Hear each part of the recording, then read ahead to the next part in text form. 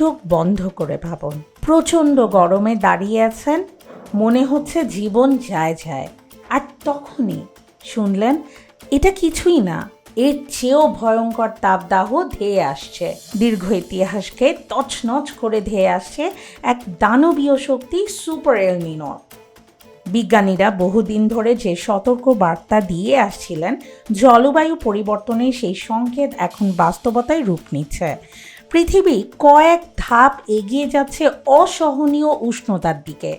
2026 সালের শেষ দিকে এল নিনো পরিস্থিতি তৈরি হওয়ার সম্ভাবনা রয়েছে, যা 2027 সালকে নতুন রেকর্ড গরমের বছরে পরিণত করতে পারে।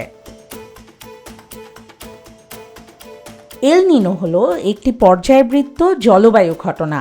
এতে মধ্য ও পূর্ব ক্রান্তীয় প্রশান্ত মহাসাগরের পানির তাপমাত্রা স্বাভাবিকের চেয়ে বেড়ে যায়। এর ফলে বিশ্বজুড়ে বায়ু প্রবাহ ও বৃষ্টিপাতের নিয়মে বড় ধরনের পরিবর্তন ঘটে। এল নিনো সক্রিয় থাকলে আটলান্টিক মহাসাগরে হারিকেনের সংখ্যা ও তীব্রতা কমে যায়। পরিসংখ্যান বলছে এল নিনোর সময়ে হারিকেন স্থায়ী হওয়ার দিন প্রায় 60% পর্যন্ত হ্রাস পায়। তবে মনে রাখবেন, একটি শক্তিশালী ঝড়ই বড় বিপর্যয় ঘটাতে পারে।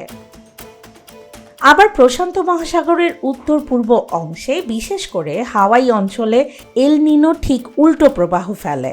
এখানে ঝড়ের সংখ্যা ও তীব্রতা বেড়ে যায়।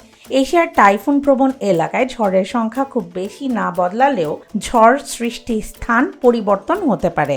আর ভারত মহাসাগরে ঝড়ের সংখ্যা তেমন না বদলালেও দক্ষিণ এশিয়ায় তীব্র তাপপ্রবাহ ও খরা দেখা দিতে পারে।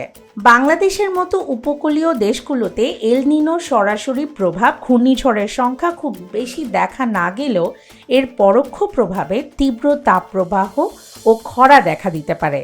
তাই আমাদের প্রস্তুতি শুধু ঝড় মোকাবেলায় নয়, বরং খরা ও তাপপ্রবাহের মতো চ্যালেঞ্জ সামলাতেও জরুরি।